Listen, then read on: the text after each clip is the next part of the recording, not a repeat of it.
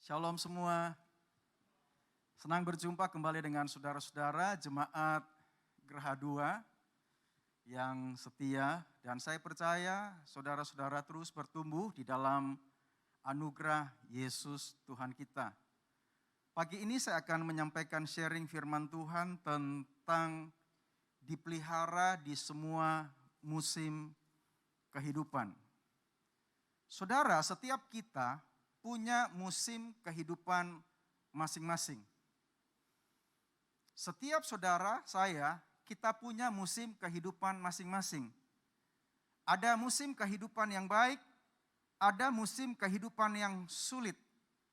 Tetapi yang saya mengerti bahwa di setiap musim kehidupan kita, Tuhan turut bekerja di dalam segala hal untuk mendatangkan kebaikan bagi orang yang mengasihi Dia.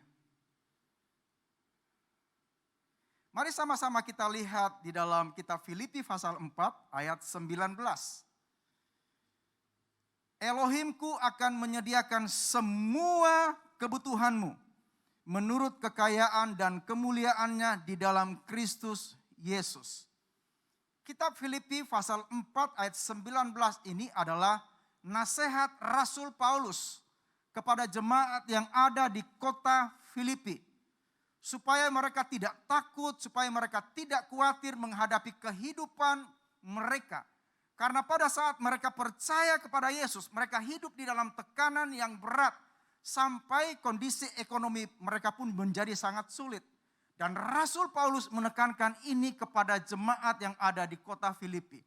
Rasul Paulus membagikan rahasia bagaimana Tuhan memelihara kehidupan Rasul Paulus dan memberikan kecukupan-kecukupan di sepanjang hidupnya, bahkan kecukupan-kecukupan di sepanjang perjalanan Rasul Paulus melayani Yesus. Ada orang yang bertanya kepada saya, Pastor Tony, apakah Pastor pernah mengalami musim kehidupan yang sulit di dalam kehidupan Pastor? Saya mengatakan banyak. Bahkan sangat sering saya mengalami musim kehidupan yang sulit. Tetapi di setiap musim kehidupan saya yang sulit, Tuhan turut bekerja untuk mendatangkan kebaikan bagi mereka yang mengasihi Dia.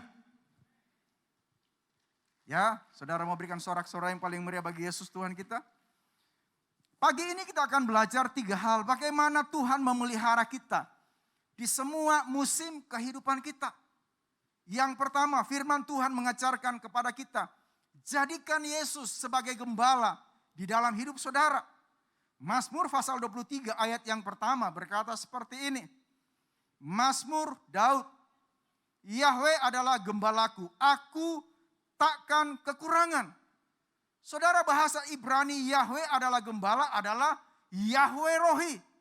Nah, Yahweh Rohi memiliki beberapa pengertian. Yang pertama, Yahweh Rohi berarti Tuhan yang melindungi. Tuhan yang melindungi hidup saudara, Tuhan yang melindungi keluarga saudara, Tuhan yang melindungi bisnis pekerjaan saudara, Tuhan yang melindungi masa depan saudara. Yang kedua, Yahweh Rohi berarti Tuhan yang mengarahkan. Tuhan yang mengarahkan setiap langkah kehidupan saudara. Di setiap langkah kehidupan saudara, Tuhan yang akan mengarahkan saudara. Yang ketiga, Tuhan yang memimpin. Dan yang keempat, Tuhan yang merawat hidup saudara, keluarga saudara, bisnis saudara, masa depan saudara. Bukan hanya 4 ini, Tuhan melindungi, Tuhan mengarahkan, Tuhan memimpin, dan Tuhan merawat. Tetapi Dia sebagai gembala agung bagi saudara, Dia menjaga hidup saudara dengan sabar, dengan penuh lemah lembut. Dia menjaga hidup saudara. Dia sebagai gembala agung saudara, Dia bertanggung jawab atas hidup saudara. Dia setia atas hidup saudara. Itu sebabnya Injil Yohanes 10 ayat 11 dan 14. Yesus mengatakan, akulah gembala yang baik. Memang Yesus gembala yang baik. Yesus bukan hanya gembala yang baik, tetapi Yesus adalah gembala yang terbaik bagi saudara dan saya.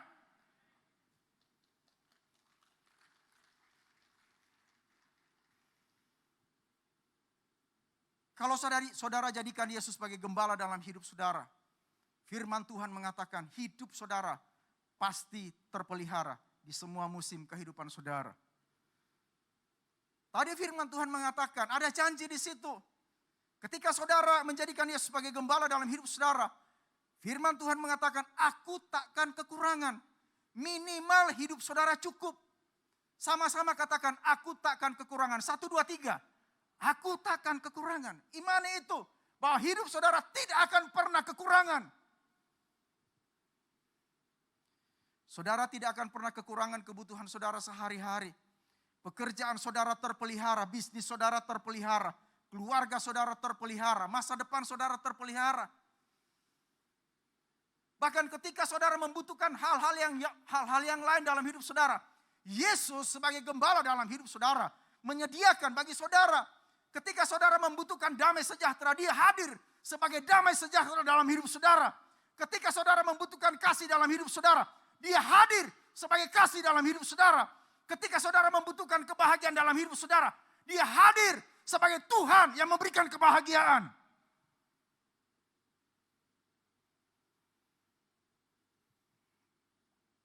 Saya ingat masa kecil saya dahulu. Di sini ada adik saya, Ibu Yong. Dan Ibu Yong tahu cerita ini. Di masa kecil saya dulu, hidup keluarga kami itu mapan. Kami tidak kekurangan. Papa saya seorang anemer. Di dulu, bahasa Belanda anemer itu adalah pemborong bangunan. Kami hidup mapan, tetapi satu saat papa jatuh sakit. Dan sakitnya itu bukan pendek, panjang. Bertahun-tahun. Dan kehidupan menjadi sangat sulit. Keuangan semakin menipis dan satu saat keuangan habis. Kami harus pindah dari satu rumah kontrakan ke rumah kontrakan yang lain. Dan mama saya lah yang mengambil alih tanggung jawab peran papa di rumah. Saya mau mengatakan mama saya itu mama yang super, mama yang hebat. Seorang wanita yang hebat. Dan mama mengatakan kepada kami anak-anaknya. Kami bersaudara 12 orang, meninggal 1. 11 anak ini mama katakan begini. Sekarang kita menghadapi musim yang sulit. Tetapi tidak selamanya kita menghadapi musim yang sulit. Satu saat kita akan masuk di dalam satu musim yang lebih baik. Tetapi satu pesan mama. Jadikan Yesus sebagai gembala dalam hidupmu. Maka hidup kita pasti terpelihara di musim-musim yang sulit. Dan benar saudara. Hidup kami sekeluarga terpelihara. Kami tumbuh menjadi dewasa. Satu persatu menikah. Dan saya mau beritahu kepada saudara-saudara pagi hari ini. 11 orang bersaudara. Kami semua diberkati oleh Tuhan.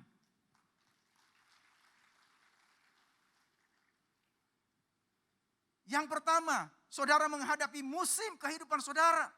Saudara terpelihara di dalamnya. Jadikan Yesus sebagai gembala dalam hidup saudara. Dia akan proteksi hidup saudara. Minimal kehidupan saudara cukup di dalam kebutuhan sehari-hari saudara. Jadikan dia sebagai gembala dalam hidup saudara. Hal yang kedua yang saya mau sampaikan kepada saudara adalah bagaimana kita dipelihara di semua musim kehidupan kita.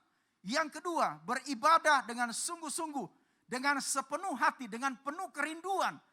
Di dalam kitab Keluaran pasal 23 ayat 25 dikatakan seperti ini. Kamu harus beribadah kepada Yahweh Elohimmu. Nah, kata harus di sini tidak boleh tidak. Harus beribadah kepada Yahweh Elohimmu. Harus beribadah kepada Yesus. Dan waktu saudara beribadah kepada Yesus, waktu saudara beribadah dengan sungguh-sungguh, di dalamnya keluar janji. Yang pertama janjinya adalah seperti ini. Maka dia pasti. Terjemahan ini mengatakan pasti. Dia Tuhan pasti. Ya, dia Tuhan pasti memberkati roti makananmu dan air minumanmu. Dan ada janji yang berikut. Dan aku pasti menjauhkan penyakit dari antaramu.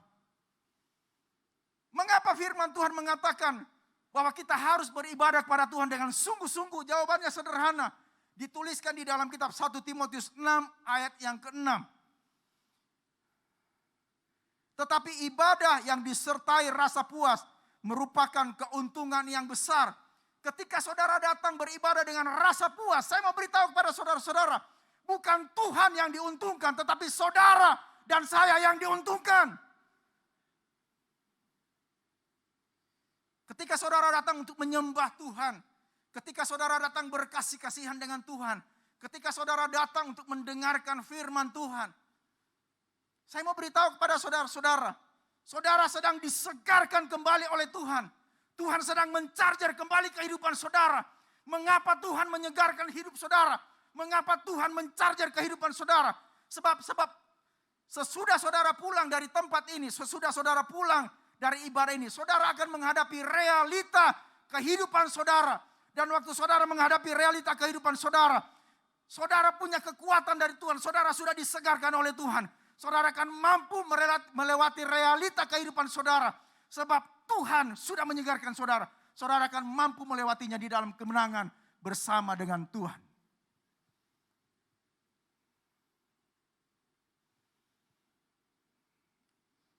Saudara-saudara, saya mau menekankan sekali lagi kepada saudara. Kalau saudara datang beribadah kepada Tuhan, datanglah dengan cinta, datanglah dengan lapar dan haus. Datanglah dengan penuh kerinduan untuk mengalami Tuhan di dalam ibadah. Dan saat saudara datang dengan sungguh-sungguh, hidup saudara kembali disegarkan. 1 Timotius pasal 4 ayat 18. Sebab latihan jasmani sedikit saja manfaatnya. Tetapi ibadah bermanfaat dalam segala hal karena mengandung janji. Kehidupan sekarang dan yang akan datang. Banyak orang lebih mementingkan olahraga dibandingkan dengan ibadah. Apakah kalau berolahraga salah? Tidak. Saya dengan keluarga juga berolahraga supaya tubuh ini menjadi fit. Tetapi yang salah adalah ketika hari-hari ibadah saudara gunakan untuk berolahraga. Itu yang salah. Padahal firman Tuhan tadi mengatakan bahwa ibadah bermanfaat dalam segala hal. Karena mengandung janji. Janji kehidupan di masa sekarang ini saudara dipelihara oleh Tuhan. Maupun janji di masa yang akan datang. Saat kita berjumpa dengan Yesus di dalam kerajaan surga. Itu janji Tuhan. Kita kembali di dalam kitab Keluaran pasal 23 ayat 25. Kamu harus beribadah kepada Yahweh Elohimmu. Maka dia pasti memberkati roti makananmu dan air minumanmu. Dan aku pasti menjauhkan penyakit dari antaramu. Firman Tuhan janji ketika saudara ibadah dengan sungguh-sungguh. Tuhan janji, Tuhan pasti memberkati roti makananmu dan air minumanmu. Bukan hanya roti makananmu dan air minumanmu yang diberkati. Tetapi ada janji berikut. Tuhan menjauhkan penyakit dari antaramu.